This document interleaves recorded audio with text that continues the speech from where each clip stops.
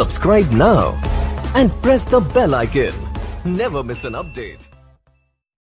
Assalamu alaikum students, I am Yavar Abbas. I hope you all will be fine. Today we start 9th class math grade 1 exercise 1.6 continue करेंगे हम Cramer's rule and inverting method से questions को solve कर रहे थे हम problem statement हमारे पास जिसमें हम लोग पहले स्टेटमेंट को समझ लेते थे उसके बाद हम लोग उसको सॉल्व आउट कर लेते थे। तो आज क्वेश्चन नंबर 3 है।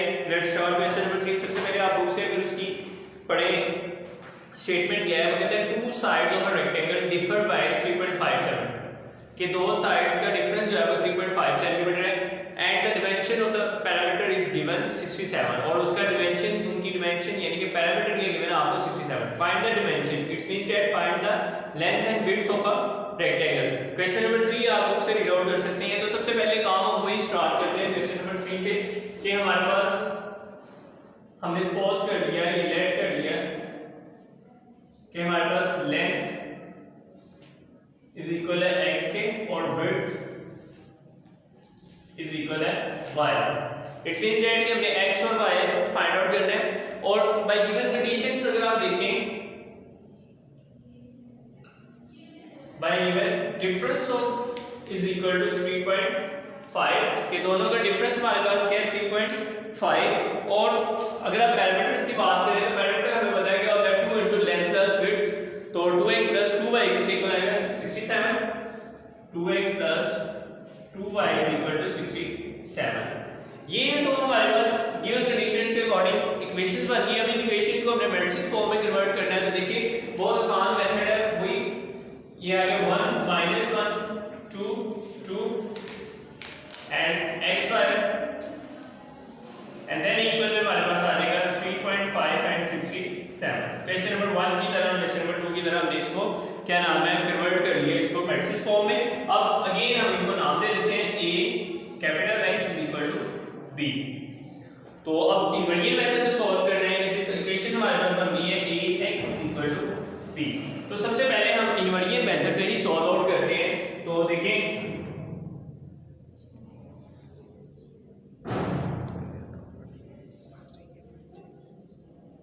इनवर्टिंग मेथड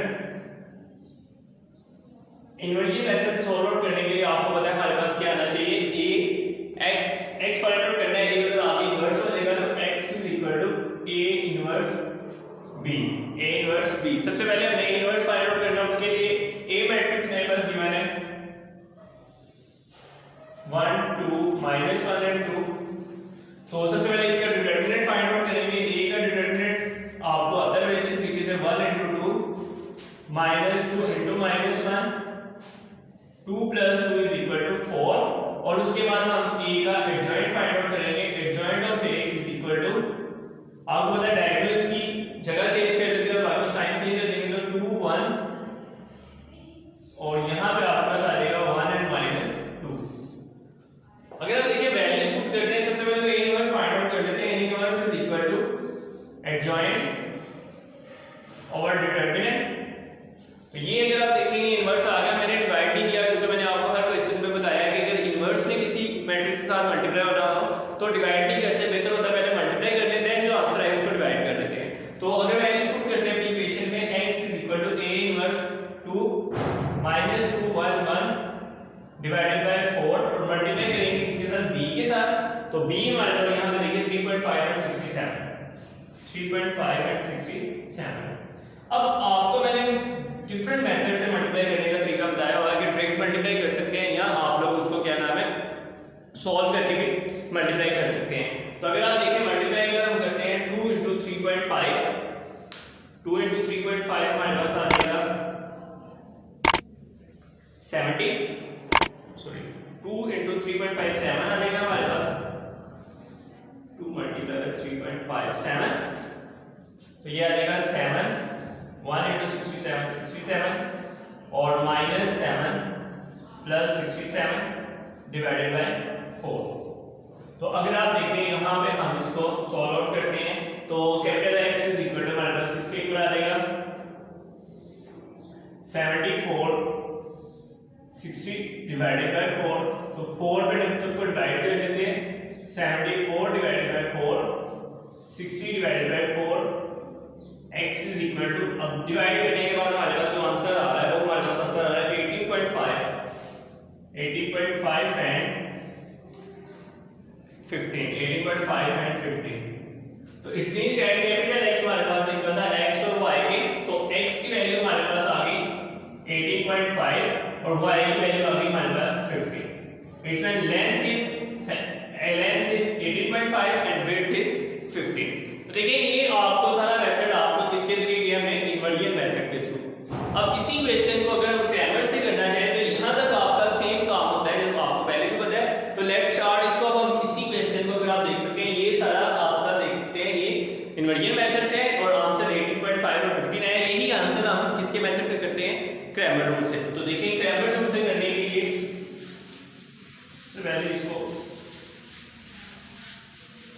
और मैंने आपको बताया हुआ कि Cramer rule is more basic than inversion method. जब आपको कोई मेंशन ना हो कि आपने किस मेथड से करना है तो बेहतर ये होता है कि आप क्रैमर्स रूल से इस क्वेश्चन को सॉल्व आउट करें। क्रैमर रूल से करने के लिए आपके पास सबसे पहले तीन मैट्रिक्स होने चाहिए, a, ax एंड ay। सबसे पहले मैं वही लिखता हूं, a मैट्रिक्स है मेरे पास 1 2 -1 एंड 2, और अगर आप देखिए इसका डिटरमिनेंट अगेन वही हम लेंगे तो वही आ जाएगा 1 × 2 -2 × -1 is equal to 2 + 2 is equal to 4। और अगर आप देखिए यहाँ पे मैं ax मैट्रिक्स अगर लेता हूँ तो ax मैट्रिक्स क्या होगा, x की जगह रिप्लेस हो जाएगा b, तो 3.5 67 -1 एंड 2। अब इसका भी डिटरमिनेंट ले लेते हैं, ax का डिटरमिनेंट इज इक्वल टू 3.5 × 2 -67 -1, तो ये आ जाएगा 7 + 67 इज इक्वल टू 74।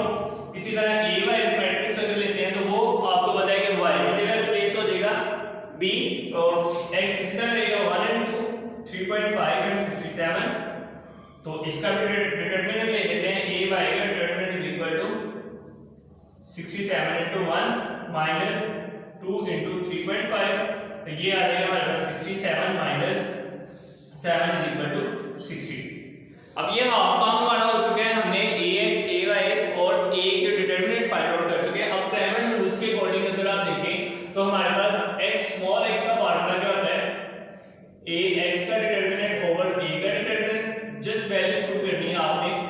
ax की वैल्यू हमारे पास आई है 74 और divided by 4, x is equal to 18.5 और y किसके इक्वल होता है, ay का डिटरमिनेंट ओवर a का डिटरमिनेंट, तो y is equal to 60 over 4, तो y इज इक्वल टू 15।